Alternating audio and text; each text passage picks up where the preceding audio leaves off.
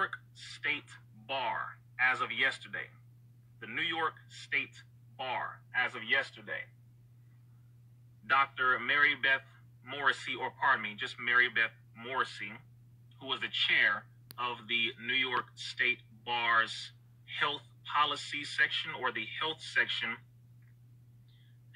and the state bar itself passed a resolution to make it mandatory for all New Yorkers to receive the COVID-19 vaccination once it becomes available. Listen carefully. As of yesterday, the New York State Bar has passed a resolution while everyone was celebrating. This is why I told everyone, be wise while you're celebrating. Just be wise and pay attention to what's going on, because things are about to get very heavy. The New York State Bar, and particularly in the health section of the New York State Bar, passed a resolution to make the COVID-19 vaccination mandatory for everyone in New York, men, women, and children, once a vaccine becomes available. They specified in the resolution, they made it very clear. This is the other area that I was telling everyone about. They said, even if the person refuses on the basis of their religion, on the basis of their philosophical belief, or on the basis of their personal belief,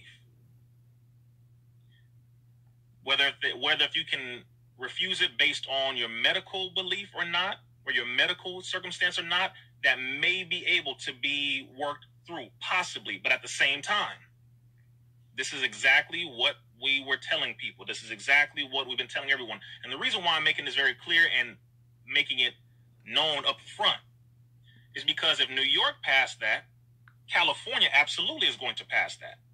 They're like twin cities when it comes to certain policies, especially when it comes to medicine in certain departments.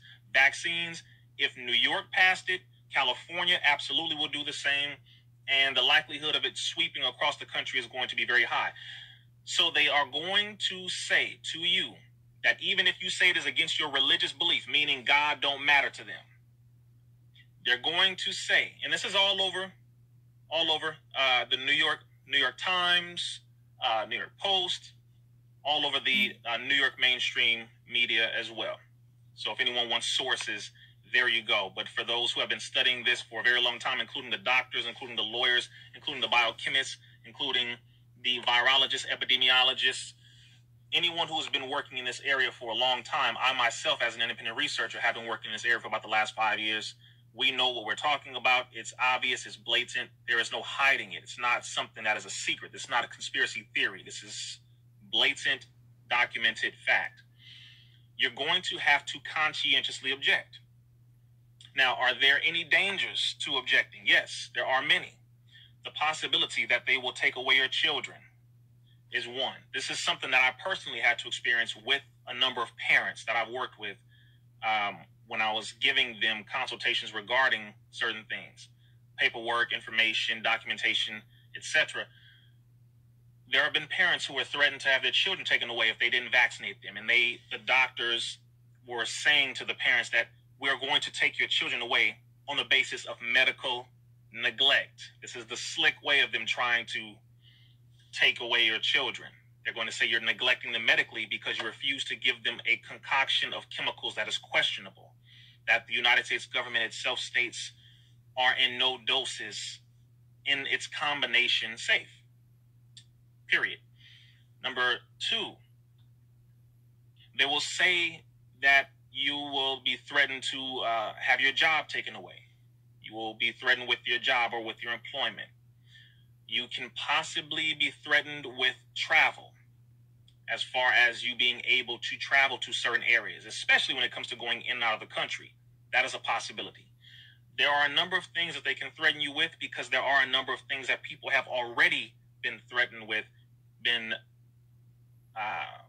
faced with. These are things that have already happened. So as of yesterday, again, for anyone who's listening, the New York State Bar, in its medical area or medical section, passed a resolution to make COVID-19 vaccinations mandatory once they become available to all New Yorkers, and you will not be able to refuse it on the basis of your religious belief, on the basis of your philosophical belief, on the basis of your personal belief.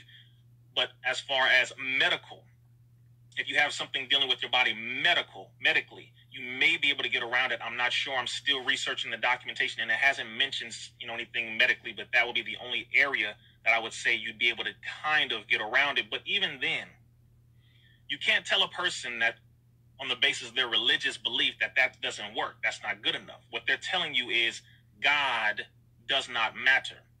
And the reason why they are able to do this is because once something is declared a pandemic, then it in some way, what they're trying to make it do, cancels out the 50 state constitutions, and it only goes according to the federal government, which supersedes the authority. This is the way that they're pushing to make this happen. So yes, of course, people want to go into it biblically. It talks about it biblically. It talks about it in every holy book. It talks about it when it comes to using the needle or pricking the brain of the child, which is what we're taught was a way for them to take away the children, was to feed the child to a wild beast, which is referring to a tyrannical system or government, and to prick the brain of the child. And if you inject a child younger than age of 2 or younger than the age of 3 or 2, prior to the blood-brain barrier being developed, that chemical that you inject bypasses the digestive system, which is where the majority of your immunization comes from, is in the gut. It bypasses the digestion, and it goes directly through an injecting process into the blood-brain barrier, past the blood-brain barrier, and therefore it affects or pricks the brain. And then, of course, because these chemicals hit the brain, it creates all of these different debilitating neurological disorders. One of the most famously talked about would be autism, or the autism spectrum disorder, which I know too many families of children who have autism, where they said their children were speaking, they were talking, they were jumping around, they were responding to their name, all of these different things. They were counting and singing and dancing, perfectly normal child, until after they got vaccinated. Once they were vaccinated, they were not responding to the name. Many of them couldn't stand up straight. They automatically started to bang their head. They would have high-pitched screams, lots of different things that happened directly following the vaccination. So when people say that vaccines have nothing to do with that, you don't know what you're talking about. And I recommend people just study it. But Minister Farrakhan said that we are not taking any of these vaccines because we cannot trust them. Plain and simple. We can't trust them. Vaccines are supposed to go through a safety testing regimen, which is longer than 5 years to fully test a vaccine. It takes more than 5 years. And they're rushing a vaccine out in less than 12 months. That's called a science experiment. And the Tuskegee experiment had less than 500 participants. This ain't nothing compared to what the Tuskegee experiment, or should I say, what the Tuskegee experiment was, and got nothing on this, because they're pushing to experiment on everyone throughout the country with a chemical concoction through a vial or vaccination that has not been fully tested, so we do not know what all of the effects will be. So, just wanted to make that clear. That is what has come out in New York. Again, once it passed in New York, the likelihood that it passes in California or other states is very high. So just be ready to hear about that. Be ready to invoke your right to refuse. This is what it is. It is just what it is. So I just want to make sure we know and have the actual facts on what's going on. And I'll keep everyone updated. But that's the last update that I have on that. So make sure you take this information, spread it around, make sure everyone gets it, anyone who you know. Get it to the doctors, get it to the nurses, get it to the medical professionals. Most of them don't know what's going on with this because they just listen to what the National Institute of Health says, they listen to what the CDC says, etc. But they should look into it, because after taking the Hippocratic Oath, you know that you cannot force a person to receive any type of medical care. There are certain stipulations, but when it comes to a vaccination, you can't force them.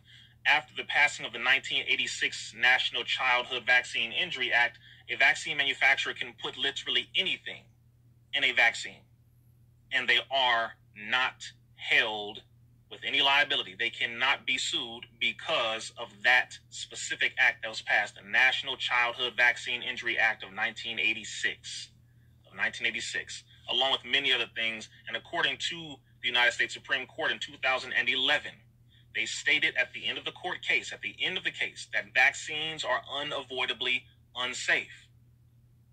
2011 United States Supreme Court. And if anyone wants more information as far as vaccines being connected to autism or vaccines being connected to anything negative, I recommend you look at a website that is connected to the Department of Health and Human Services. It's called the VAERS site. VAERS, Vaccine Adverse Events Report.